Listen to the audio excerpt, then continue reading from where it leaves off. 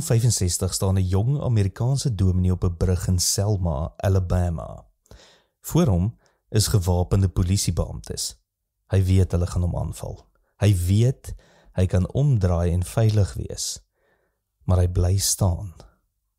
Welkom by die Sepcast, die plek waar ons geliefde stories op hulle kop draai, waar ons kyk na wat die geskiedenis dalk oorgesien het en waar ons nuut ontdek en saam groei. Hierdie week in Johannes 13 vers 1 tot 5. Sy naam is John Lewis en hy glo in iets wat die wêreld as dwaas beskou. Geweldlose vrede. Hy glo dat liefde sterker is as haat en hy is bereid om te ly vir daardie geloof. Hy is nie die eerste een wat so leef nie. Daar was iemand anders. 'n man wat ook gestaan het toe hy kon wegloop. 'n man wat ook liefde gekies het toe geweld makliker was. Sy naam was Jesus. En die vraag is, hoe kry mens die krag om so te leef? Kom ons gaan terug na daardie nag in Jerusalem, die aand voor Jesus se kruisiging. Hy is omring deur sy disippels. Hy weet wat voor lê. Hy weet Judas is op die punt om hom te verraai. Hy weet Petrus gaan hom verloon. Hy weet al sy disippels gaan vlug. En wat doen hy? Hy vat 'n waskom. Hy kniel. Hy begin hulle voete was. Johannes 13 vers 12 tot 14 sê, verstaan julle wat ek vir julle gedoen het? Julle noem my leermeester en Here, en julle is reg, want ek is dit. As ek dan julle voete gewas het, behoort julle ook mekaar se voete te was. Dit is nie net 'n simboliese daad nie. Dit is 'n demonstrasie van iets diep radikaal. Jesus sê, dit is hoe jy die wêreld verander. Dit is hoe jy sterk word. Dit is hoe jy oorwin. Nie deur mag nie, nie deur status nie, maar deur diensbaarheid. Die probleem? Ons wil nie so leef nie. Want dit klink onmoontlik. Dit klink so naïef. Dit klink so onrealisties. En tog, daar's mense wat dit doen. En hulle verander actually die wêreld. Ons samelewing sê vir ons dat krag beteken om te wen, om mag te hê, om nie mense oor jou te laat loop nie.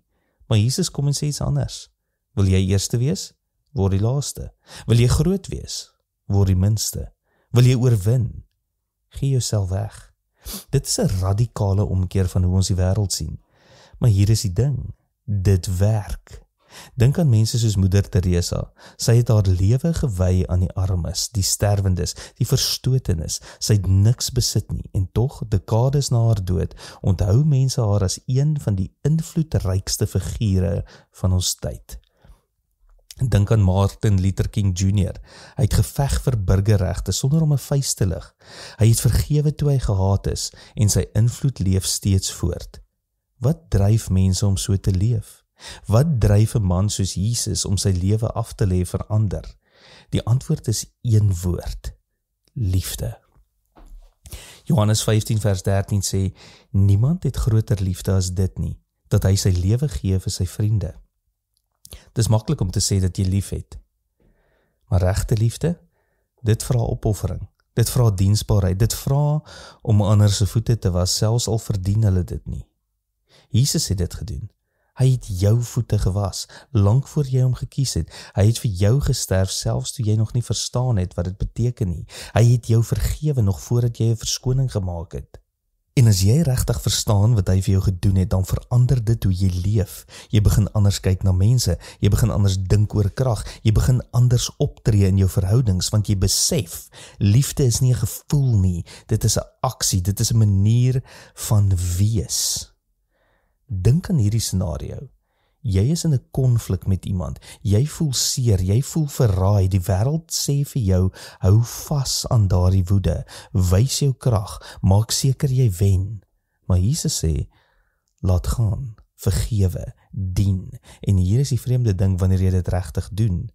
Ontdek jy 'n vryheid wat jy nooit verwag het nie. Jy's vry om lief te hê sonder om iets terug te verwag. Jy's vry om te dien sonder om status te soek. Jy is vry om te vergewe want jy is vergewe. En dit is die evangelie. Jy is nie net hier om te oorleef nie. Jy's hier om te wys hoe Jesus lyk deur soos hy te leef. En dit bring ons by die belangrikste vraag van alles. Kom ons wees eerlik. Dis moeilik om so te leef.